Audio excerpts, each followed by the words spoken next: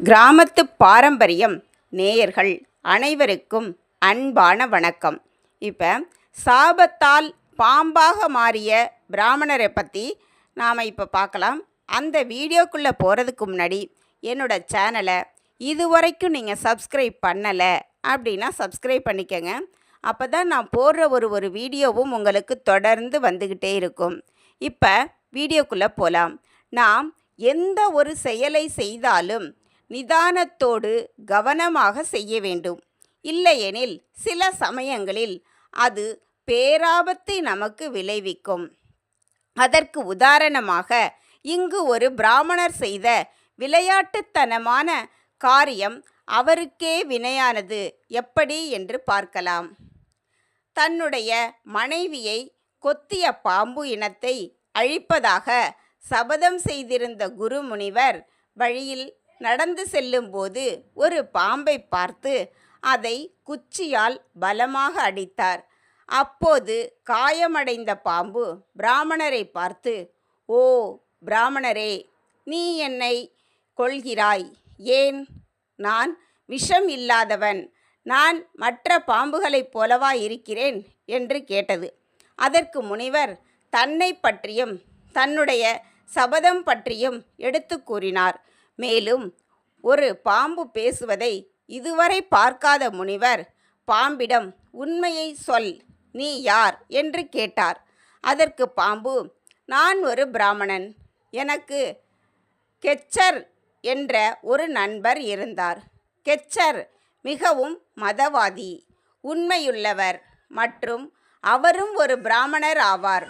ஒரு சமயம் நான் ஒரு கயிற்றால் போலியான பாம்பை உருவாக்கி கெச்சனரை ஏமாற்ற நினைத்து அவருக்கே அந்த பாம்பை எறிந்தேன்.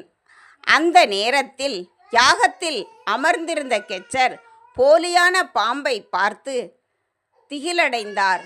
கொஞ்ச நேரத்தில் பயத்தால் பேச்சே வராமல் நின்றார்.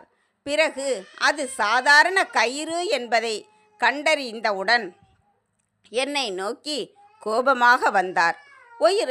ஒரு கயிற்றை பாம்பாக மாற்றி என்னை பயமுறுத்தி விட்டாய். அதனால் நீயும் ஒரு பாம்பாகி போவாய் என்று சாபமிட்டார். என் தவறை உணர்ந்ததும் என் நண்பனிடம் நீண்ட நேரம் மன்னிப்பு கேட்டு கொண்டிருந்தேன். பின்னர் மனமிறங்கிய என் நண்பன், எதிர்காலத்தில் ருரு என்ற முனிவரின் மனைவி பாம்பு கடித்து இறந்து விடுவார். தன்னுடைய மனைவியின் நிலைக்காக பாம்புகளை கொல்வதாக ருரு முனிவர் சபதம் எடுப்பார். ஒரு நாள் அவர் உன்னை கொல்லும்போது நீ விடுதலை பெறுவாய் என்று சாப விமோச்சனம் வழங்கினார் என்று பாம்பு முழு கதையையும் கூறி முடித்தது. அதோடு ஒரு முனிவருக்கு வன்முறை என்பது கூடாது. எனவே நீங்கள் இதனை கைவிட்டு அஹிம்சையை ஏற்றுக்கொள்ள வேண்டும். மேலும் என் நண்பர் கூறியபடி என்னை விடுவிக்க நீங்கள் தீ மூட்ட வேண்டும் என்று கூறியது.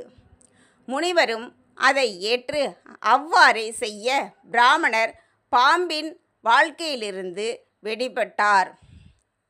ருரு பாம்பை கொல்வதை நிறுத்தி தன்னுடைய இயல்பான வாழ்க்கையை நோக்கி பயணிக்க ஆரம்பித்தார்.